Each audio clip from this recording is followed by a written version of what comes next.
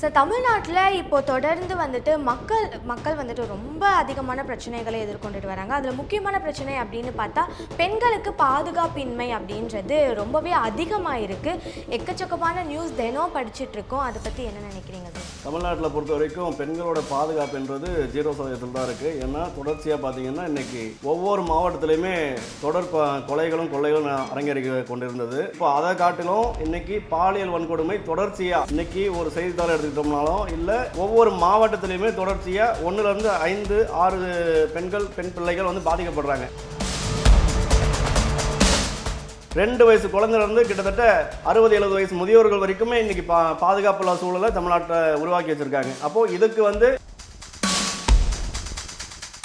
இல்லைம்மா இப்போது யாரும் குறை சொல்ல முடியாத ஆட்சி அப்படின்னு நம்ம விளம்பர மாடல் சொல்லிட்டு இருக்காரு. தொடர்ச்சியாக எடுத்துக்கிடுங்க, தமிழகத்தில் கஞ்சா புழக்கம் அதிகமான ஃபர்ஸ்ட் கிரைம் அது. அதே மாதிரி பார்த்தீங்கன்னா இன்னைக்கு இளம் தலைமுறை முற்றிலும் பாதிக்கப்படுறாங்க. ஏன்னா வேலை வாய்ப்பு கிடையாது,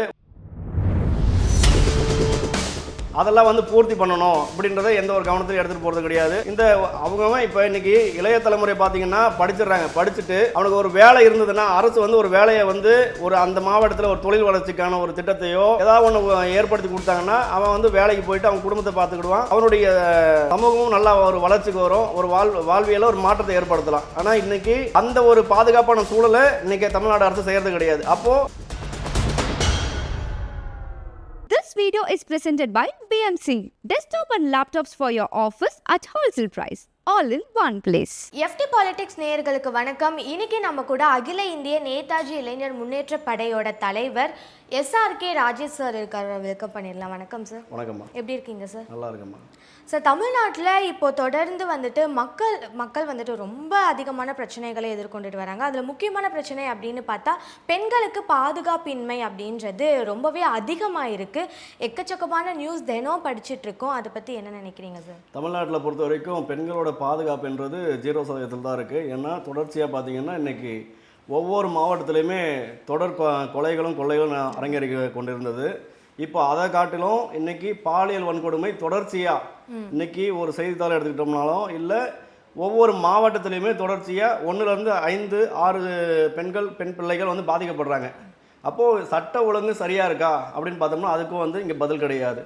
ஏன்னா 5 ஆண்டுகளை வந்து நிறைவு செய்யக்கூடிய திராவிட முன்னேற்ற கழகம் இன்னை வரைக்கும் இந்த பெண்களுக்கான ஒரு பாதுகாப்பை உறுதிப்படுத்துகிறதா அப்படின்னு பார்த்தோம்னா எந்த இடத்துலையுமே வந்து சரியான பதில் கிடையாது. இல்லை சட்ட ஒழுங்கை வந்து தன்னுடைய கையில் வச்சுட்டு இருக்கக்கூடிய நாடக கம்பெனி முதல்வர் அண்ணன் ஸ்டாலின் வந்து அந்த துறையை வேற ஒரு தகுதி உள்ள ஒருத்தவங்களுக்கு மாற்றி விட்டாங்கன்னா கரெக்டாக இருக்கும். இந்த ஒரு சட்ட ஒழுங்காவது கொஞ்சம் சரிப்பட்டு வரும் அப்படின்பது என்னுடைய கருத்து. சரி, இப்போ வரைக்கும் நீங்கள் சொன்ன மாதிரி ஒரு நாளைக்கு 4-5 பேர் இப்போ வரைக்கும் ஒரு நாளைக்கு 4-5 பேருக்கு மேலே பாலியல் வன்முறை வந்துட்டு நடந்து நிறைய பேர் கம்ப்ளைண்ட்ஸ் கொடுக்குறாங்க, நிறைய உயிர் வந்துட்டு போயிருக்கு.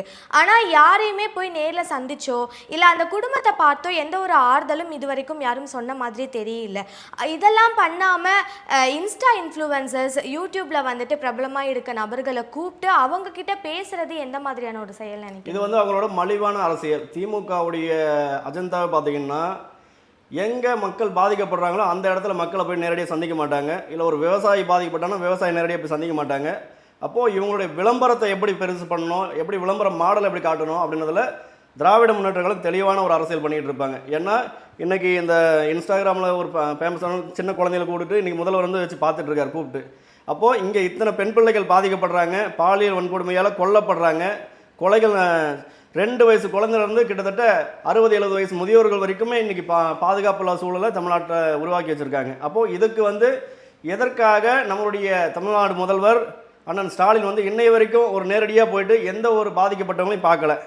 அப்போது உங்களுக்கு வந்து இந்த மக்கள் மேலே எந்த ஒரு அக்கறையும் மக்கள் மேலே எந்த ஒரு பாதுகாப்பான சூழலும் ஏற்படுத்தி கொடுக்கணும் அப்படின்றது உங்களுடைய ஆட்சியில் கிடையாது. இதெல்லாம் முற்றிலும் மாறணும்னா மக்கள் இப்போது தெளிவாக இருக்காங்க. வருகின்ற 2026 சட்டமன்ற தேர்தலில் இதுக்கு சரியான பதிலை வந்து மக்கள் கொடுப்பாங்க என்பதே உண்மையான விஷயம். சரி, ஆட்சிக்கு வந்து அடிக்கடி சொல்கிற ஒரு விஷயம் அப்படின்னா யாராலும் குறை சொல்ல முடியாத ஆட்சியை வந்துட்டு நாங்கள் கொடுத்துட்ருக்கோம், மக்களுக்கான தேவை என்னென்னன்றதை பார்த்து அவங்களுக்கு வந்துட்டு பூர்த்தி பண்ணிகிட்ருக்கோம் அப்படின்ற விஷயம்தான். ஆனால் இப்போ வைக்கிற விமர்சனங்கள் என்னென்னா எல்லாராலும் குறை சொல்கிற ஆட்சியாக மட்டும்தான் அந்த ஆண்டு வந்து இருந்திருக்கு அப்படின்ற மாதிரி சொல்கிறாங்க. அதை பற்றி உங்களோட கருத்து? இல்லைம்மா, இப்போது யாரும் குறை சொல்ல முடியாத ஆட்சி அப்படின்னு நம்ம விளம்பர மாடல் சொல்லிகிட்டு இருக்காரு. தொடர்ச்சியாக எடுத்துக்கிடுங்க, தமிழகத்தில் கஞ்சா புழக்கம் அதிகமானுச்சு. ஃபஸ்ட்டு கிரைம் அது. அதே மாதிரி பார்த்திங்கன்னா இன்றைக்கி இளம் தலைமுறை முற்றிலும் பாதிக்கப்படுறாங்க. ஏன்னா வேலை வாய்ப்பு கிடையாது.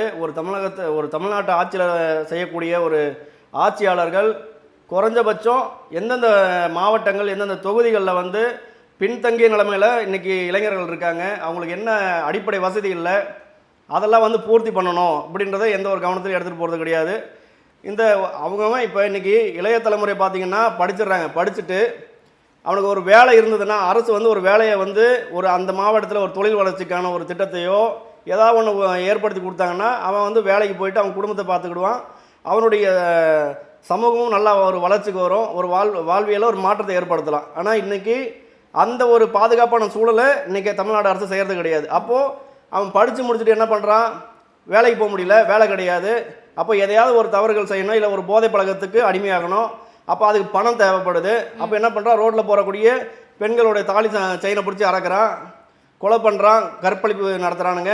அப்போ இதெல்லாம் கட்டவிழ்த்து விடப்படுகிறது. அப்போது அரசு வந்து சரியாக ஒரு ஆட்சியை வந்து தமிழகத்தில் கொடுத்ததுன்னா இந்த மாதிரி ஒரு கிரைம் நடக்கிறதுக்கான குற்ற சம்பவங்கள் நடக்கிறதுக்கான வழி கிடையாது. அப்போது இதை வந்து யாருடைய தவறு, நம்ம வந்து மணிப்பூரில் இருக்கவங்களுக்கு இங்கேருந்து குரல் கொடுக்குறாங்க, நம்மளுடைய தமிழ்நாட்டில் நடக்குது ஒரு அநீதி, ஒரு கொடுங்குற்ற செயல் நடக்குது.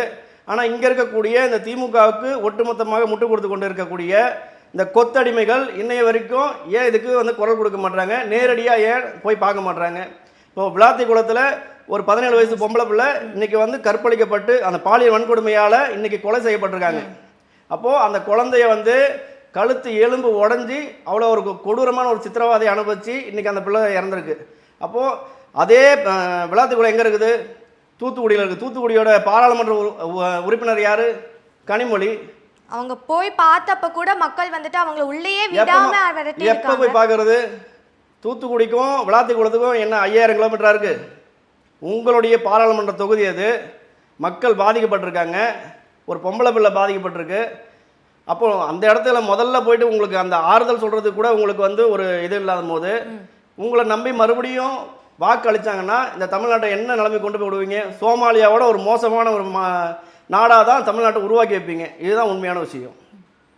ஸோ தொடர்ந்து இந்த மாதிரியான பாலியல் சீண்டல்கள் அப்படின்றது நடந்துட்டு தான் இருக்குது. எல்லாரும் வந்துட்டு ஒரு கடுமையான ஒரு தண்டனை கொடுத்தா இந்த ஒரு நிலை மாறும் அப்படின்றது தான் இருக்குது. இப்போ நீங்கள் சொன்ன மாதிரி தூத்துக்குடியில் நடந்த இன்சிடெண்ட்டில் கூட எல்லாரும் வைக்கிற விமர்சனம் என்னவா இருக்குன்னா, ஒருவேளை அதை பண்ணவங்க யார் அப்படின்னு கண்டுபிடிச்சாலும் அவங்கள போய் ஜெயிலில் போடுவாங்க, அப்புறம் ரிமைண்ட் பண்ணிட்டு திரும்ப வெளியே வந்துடுவாங்க அப்படின்ற ஒரு விஷயம்தான். இங்கே இந்த நிலை மாறணும் அப்படின்னா சட்டம் ஒழுங்கு மாறணுமா இல்லை ஆட்சி அதிகாரம் மாறணுமா சார்? இங்கே வந்து இந்த மாதிரி ஒரு கொடூர சம்பவங்கள்லாம் குறையப்படணும், குற்றங்கள் குறையணும்னா முதல்ல ஆட்சி சரியாக இருக்கணும். ஏன்னா ஆட்சி சரியாக இருந்துச்சுன்னா அந்த ஆட்சியை நிர்வகிக்கக்கூடிய ஆட்சியாளர்கள் வந்து அந்த சட்ட ஒழுங்கை கரெக்டாக முறையில் பயன்படுத்துவாங்க. இங்கே எதுவுமே மேலேயே சரியில்லாத போது அப்புறம் நம்ம மற்ற விஷயத்தை பற்றி பேசி என்ன பிரயோஜனம். இப்போது இந்த மாதிரி ஒரு பாலியல் வன்கொடுமை செய்யக்கூடிய குற்றவாளிகளுக்கு இந்த அரசு இதுவரையிலும் என்ன அதிகபட்சமான தண்டனை வாங்கி கொடுத்துருக்காங்க? அதுக்கு பதில் இருக்கா? கிடையாது. ஏன்னா அவன் மேலே அவனை பிடிக்கிறேன் தேடிக்கிட்டு இருக்கேன் அப்படின்றாங்க. என்னமோ அவனும் வெளிநாட்டில் ஓடி தலைமறைவாயிட்டானுங்க, குற்ற சம்பவங்களில் ஈடுபடுறவன். ஸ்காட்லாந்துக்கு நிகராக வந்து நம்மளுடைய தமிழக காவல்துறையை பேசுகிறாங்க. இன்றைக்கி அந்த காவல்துறை நினச்சா தவறு செய்யக்கூடியவர்களை 1 மணி நேரத்தில் பிடிக்க முடியும். ஆனால் இவங்களுடைய மெத்தன போக்கு அதிகாரிகள் வந்து சரி கிடையாது. ஆட்சியாளர்கள் வந்து அதிகாரிகளுக்கு கைக்கூலியாக தான் செயல்பட்டுக்கிட்டு இருக்கான். அங்கங்கே போயிட்டு பந்தோபஸ்து கொடுக்கறதுக்கும் ஆட்சியாளர்களுடைய வீட்டு வேலை செய்கிறதுக்காக தான் இன்றைக்கி காவல்துறை பயன்படுது. இதுதான் உண்மை. அப்போது எந்த இடத்துல நீங்கள் குற்றவாளியை பிடிப்பீங்க? இன்னை வரைக்கும் இந்த 3 நாள் ஆகிடுச்சு, இன்னை வரைக்கும் குற்றவாளி தேடிக்கிட்டு இருக்கேன். நாங்கள் எங்கே போய் தேடுறாங்க? கடலுள்ள போய் தேடிட்டு இருக்காங்களா? அப்போது அந்த ஆட்சி செய்யக்கூடிய ஆட்சியாளர்கள் சரியாக இருந்தால் ஒரு மாநிலம் நல்ல ஒரு வளர்ச்சிக்காகவும் ஒரு பாதுகாப்பாகவும் அந்த சூழல் ஏற்படும் என்பது தான் இந்த நேரத்தில் நாங்கள் தெரிவித்துக் கொள்கிறோம். சார், தமிழ்நாட்டில் எத்தனையோ வளங்கள் நல்லா இருக்குது, பல நிறுவனங்கள் வந்துட்டு நல்லா போயிட்டுருக்கு. அப்படின்னாலும் எல்லா பக்கமும் பார்த்தா தமிழ்நாடு வந்துட்டு கீழே தான் வந்துட்டுருக்கு, பின்தங்கி தான் இருக்குது அப்படின்னு சொல்லலாம். அதில் முக்கியமானது பாதுகாப்பு விஷயங்கள். இப்போ வந்துட்டு ஒரு பொண்ணு தனியாக வெளியே போகணும் அப்படின்னாலும் அது கூட பாடிகார்டு 2 பேர் வந்தால் தான் போக முடியுன்ற ஒரு நிலையில தான் இருக்குது. இந்த அளவுக்கு தமிழ்நாடு வந்திருக்கு அப்படின்னா அதுக்கு முக்கியமான காரணம் மக்களும் தான் அப்படின்ட்டு சொல்கிறாங்க. அதை பற்றி உங்களோட கருத்து சார்? இல்லை, இது வந்து மக்கள் மேலே தவறு இருக்குது. ஏன்னா நம்மை ஆளக்கூடிய ஒரு தலைவர்கள் நாம் வந்து முதல்ல சிந்தித்து அவங்கள தேர்ந்தெடுக்கணும். அந்த இடத்துல வந்து தமிழக மக்கள் ஒரு சின்ன தவறு பண்ணாங்க. அந்த தவறுடைய தாக்கம் தான் கடந்த 5 ஆண்டுகளாக தமிழ்நாட்டு மக்கள் அனுபவிச்சுட்டு இருக்காங்க. சரியாக சிந்திச்சு நமக்கான ஒரு நல்ல தலைவர்களை தேர்ந்தெடுத்திருந்தாங்கன்னா இந்த திராவிட முன்னேற்ற கழகம் ஆட்சிக்கு இப்போ கிடையாது, எப்போவுமே வரக்கூடாதுன்ற ஒரு நிலையை கொண்டு வந்துட்டாங்கன்னா மக்கள் தமிழ்நாடாக இருக்கும். இல்லைன்னா இந்த மாதிரி கஞ்சா நாடாக மாறிடும். இந்த பாலியல் வன்கொடுமை, கொலை குற்றங்கள், இந்த மாதிரி ஒரு விஷயங்களுக்கு தான் வந்து முன்னுதாரணமாக இருக்கும். ஏன்னா இன்றைக்கி 5 ஆண்டுகளுடைய சாதனை, திமுகவின் சாதனைன்னு எடுத்துக்கிட்டோம்னா நிறைய கொலைகள் நடந்திருக்குது, ஆணவ படுகொலை நடந்திருக்கு, பாலியல் வன்கொடுமை நடந்திருக்கு, சங்கிலி பறிப்பு நடந்திருக்கு. இந்த மாதிரி நிறைய தொடர்ச்சியாக குற்ற சம்பவங்கள் மட்டும்தான் திமுகவுடைய சாதனையாக வந்து அண்ணன் ஸ்டாலின் அவர்கள் நிகழ்த்தி கொண்டிருக்கிறார். இந்த கோயம்புத்தூரில் எடுத்துக்கிட்டோம்னா இன்றைக்கி பள்ளி மாணவர்கள் கிட்டத்தட்ட ஒரு 43 குழந்தைங்க வந்து இந்த மதிய சத்துணவு சாப்பிட்டுட்டு பாதிக்கப்பட்டாங்க.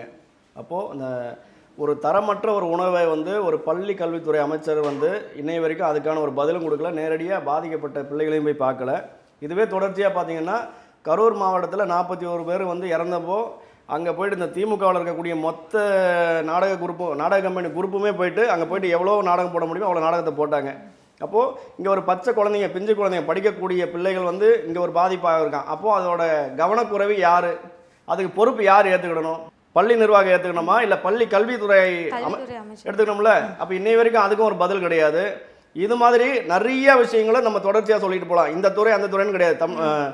திமுக ஆட்சியில் வந்து எந்த ஒரு துறையும் எந்த ஒரு சாமானிய மக்களுக்குமே இங்கே பாதுகாப்பான சூழல் கிடையாது. தொடர்ச்சியாக பாலியல் குற்றங்கள் அதிகரித்து கொண்டு இருக்கிறது. நம்ம இங்கே அண்ணா பல்கலைக்கழகத்தில் நடந்த ஒரு பாலியல் குற்றத்தையும் எடுத்துக்கிடலாம். இன்னைய வரைக்கும் அதுக்கு முழுமையான ஒரு தண்டனை கிடைச்சதா? கிடையாது. அரெஸ்ட் பண்ணுற மாதிரி அரெஸ்ட் பண்ணுவாங்க, உள்ளே போடுவாங்க, அவனை மறுபடியும் வெளியில் விட்டுருவான், அவனுக்கு இவங்களுக்கு சம்பந்தம் கிடையாது அப்படின்ட்டு. அப்போது இவங்களுடைய இருப்பை பயன்படுத்தி கொண்டு, இவங்களுடைய ஆட்சி அதிகாரத்தை தவறாக பயன்படுத்தி கொண்டு இங்கே குற்றங்கள் நடக்கும்போது அதை வந்து மூடி மறைச்சிட்டு நாங்கள் நல்லாட்சி கொடுக்குறோம், மக்களுக்கான ஆட்சி கொடுக்குறோம். இதில் வந்து நம்மளுடைய முதல்வர் வேறு சொல்லுவார், நான் தவறு நடக்கக்கூடிய விஷயத்தை வந்து இரும்பு கரம் கொண்டு அடக்குவேன் அப்படின்னு. இன்றைக்கி என்ன போணுச்சு அந்த இரும்பு கரம் இருக்கா இல்லை இத்து போயிட்டு கிடக்கான்னு தெரில. அப்போது ஒரு போலியான ஒரு மக்களுக்கான வாக்குறுதி, இவங்க வாக்குறுதி 505 வாக்குறுதி, தேர்தல் வாக்குறுதி திமுக, அதில் முழுமையாக இன்னைய வரைக்கும் ஒரு 10% தான் வந்து இவங்க வாக்குறுதி இன்னைய வரைக்கும் முடிச்சிருக்காங்க. அப்போது 99% வாக்குறுதிகளும் பொய், மக்களை ஏமாத்துறதுக்கு. இப்போ இறுதி கட்டம் நெருங்கி விட்டது, தேர்தலுக்கு இன்னும் 1 மாதம் தான் இருக்குது, நேரம் இருக்குது. அப்போ ஏதாவது ஒன்று திட்டத்தை நம்ம அறிவிப்போம். ஏன்னா இங்கே தமிழர்களுடைய ஒரு மைனஸ்ன்னு பார்த்தீங்கன்னா, நான் இன்றைக்கி நடக்கிற விஷயத்தை நாளைக்கு மறந்துடுவாங்க. அந்த மறதியை வந்து சரியாக பயன்படுத்திட்டு இவங்க அரசியலாக அதை கொண்டு போயிட்டு இருக்காங்க. அப்போது தொடர்ச்சியாக தூய்மை பணியாளர் போராடிட்டு இருந்தாங்க, அதுலேயும் பலி எண்ணிக்கை ஏற்பட்டுச்சு.